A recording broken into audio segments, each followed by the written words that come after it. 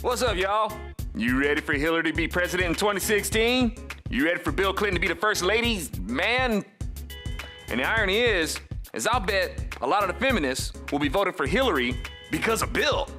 They might even mark the occasion with their tasteless antics and vote on their knees while wearing a pretty blue dress. I think what happened. Propaganda.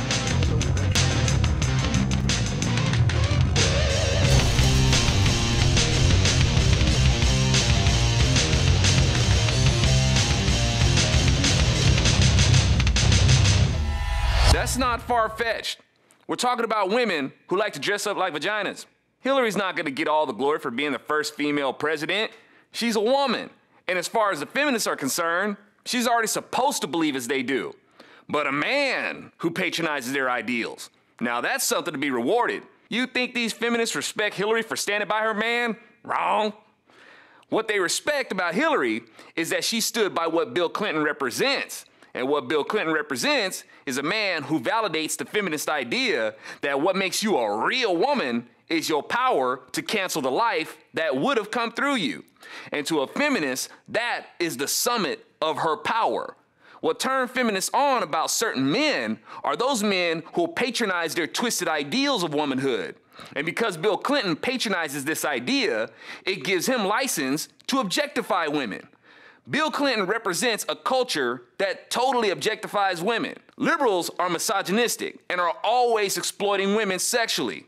But the denial of the feminist mindset gives them the illusion that the woman is still in complete control. For she's not being objectified, she's sexually liberated. And if that delusion doesn't work, they can always resort to the power of sexual harassment charges. And might I add that sexual harassment sucks. Don't flip and do it to people. Like that nasty face-licking dude down in San Diego, Filner. But Filner's Sith powers aren't as strong as Bill Clinton's though. But to Republicans, I'm gonna remind you again. I warned y'all back when Obama was running, do not let the Democrat Party elect the first black president. If they do, they will push their socialist policies through him.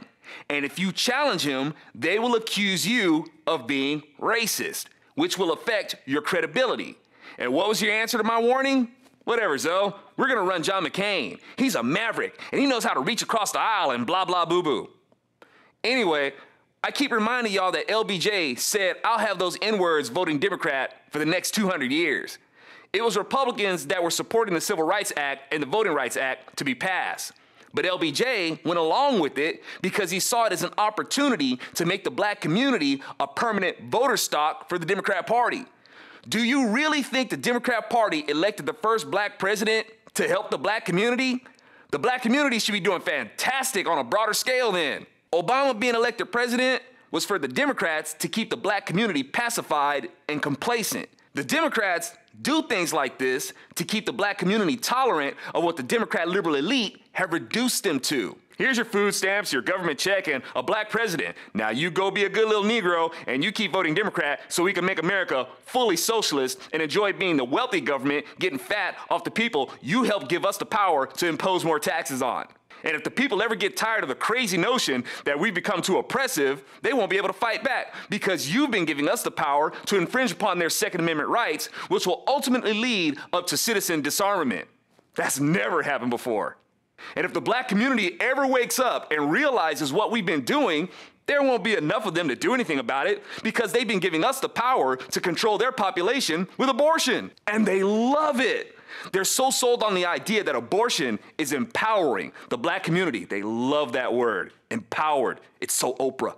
So y'all, despite my efforts to warn you not to let the Democrats elect the first black president, which was ignored, and look what it's costing us as the Democrats use Obama as their platinum race card to advance their agenda. I hope you will listen to me when I'm telling you that they're about to make another huge political impact by electing the first female president. Do not let them do this. It has to be you. And you have to make the case and make illustrations that show women how conservatism is a better complement for them to embrace as opposed to liberalism. The Democrats have strengthened the gates around the black community as they've distinguished themselves as the party to elect the first black president. You want them to do the same thing with a female vote too? And to any of you Republicans who think you can win the presidency with your economic policies and reflecting how much of a failure Obama's have been, you've already lost. Yes, conservatives do have the better economic policy, but you can't sell it to people who have been conditioned to be prejudiced against you as racist and sexist. What made the Republican Party great was their stance against the Democrats and slavery and segregation, so as to make sure that everyone was free to their God-given rights to pursue happiness.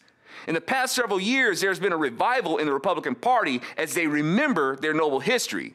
But one of the big problems out there is that the Democrat Party is miles ahead in brainwashing that history from people through the education system and news and entertainment media. So the Republicans have a lot of work to do to set the record straight. But we have to do it, because if they keep letting the Democrats keep promoting their version, conservatives won't be able to connect their values with the culture. And just as Republicans have to keep fighting to set the record straight about their relationship with the black community and how it's always been the Democrats who did them dirty, the Republican Party has to set the record straight about its relationship with women and how they were allies for women's suffrage. It was the Republicans who stood by women in their fight for their right to vote. But the Democrats have convinced women that they're a woman's real friend because they support their choice to kill their unborn children. I'm Alfonso Rachel with ZoneNation, and when I warned the GOP not to let the Democrats elect the first black president, they answered with John McCain. And not learning their lesson, they tried to beat Obama with Romney. I take it this time, the GOP is going to try to beat Hillary with Chris Christie. If you want to beat Hillary, you got to do two things. You have to connect with the culture with illustrations of how conservative values are a better complement to women, which contributes to the results of a more prosperous people in general, and illustrate how liberalism is more like the so-called friend who says, screw them squares, let's go get drunk. I'm your friend because I'll hold your hair while you puke.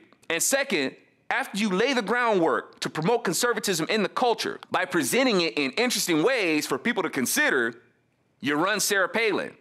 You got about 2.5 years. We better get rolling. It's so Oprah.